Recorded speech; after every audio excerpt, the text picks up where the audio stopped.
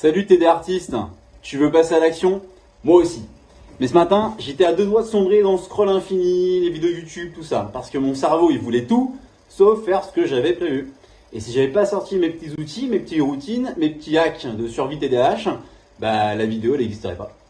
Alors, reste avec moi, on va comprendre pourquoi c'est si dur de se lancer quand on a un TDAH et comment on peut reprendre le pouvoir un petit pas à la fois. Alors, pourquoi c'est si dur de passer à l'action quand on a un TDAH?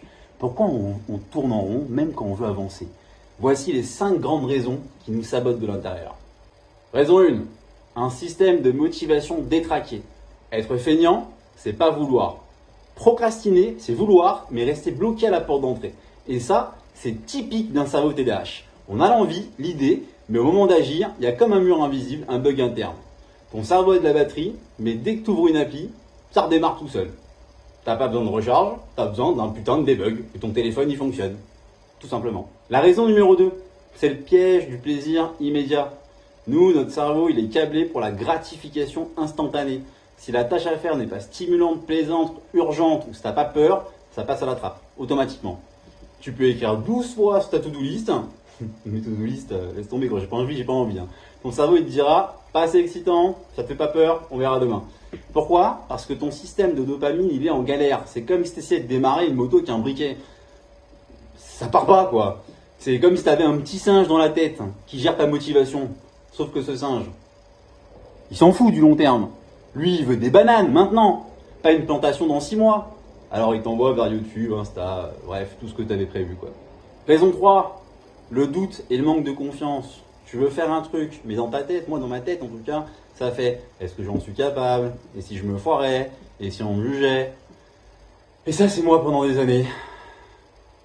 À reporter des projets, à mettre 20 ans, à les commencer, à pas les finir. Bref, pas parce que j'avais pas d'idée, mais parce que j'avais cette peur qu'on ne trouve pas légitime, pas assez pro, pas crédible. Voilà. Si tu te vois là, elle te paralyse.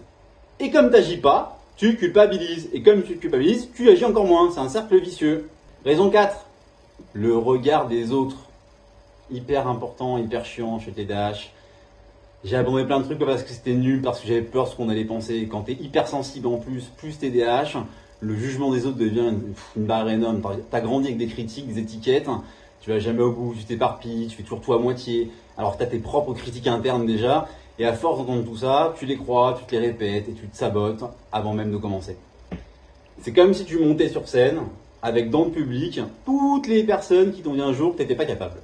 Raison 5, le chaos mental et l'organisation en vrac. Tu veux lancer un projet, mais dans ta tête, c'est une carte au trésor dessinée par un enfant de 5 ans.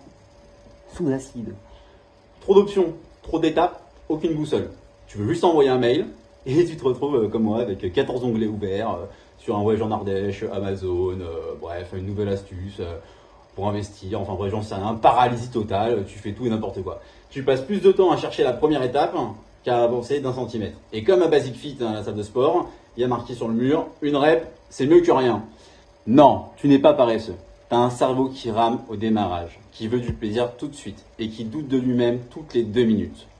C'est pas une fatalité, t'as juste un mode d'emploi différent TD artiste. Si tu t'es reconnu là-dedans, respire.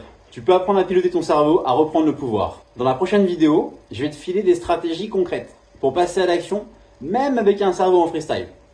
Mais d'ici là, tu peux peut-être faire un truc simple. Choisis une tâche aujourd'hui, une seule. Fais-la à moitié. Juste commence là. Vois si t'as, le flow qui vient. Le mouvement, c'est ce qui relance la machine. Abonne-toi à cette chaîne. Ici, on juge pas, on avance. Et si on se plante, on recommence. On a galéré, on a douté. Ici et maintenant, on transforme notre chaos en puissance. Ciao les TD artistes.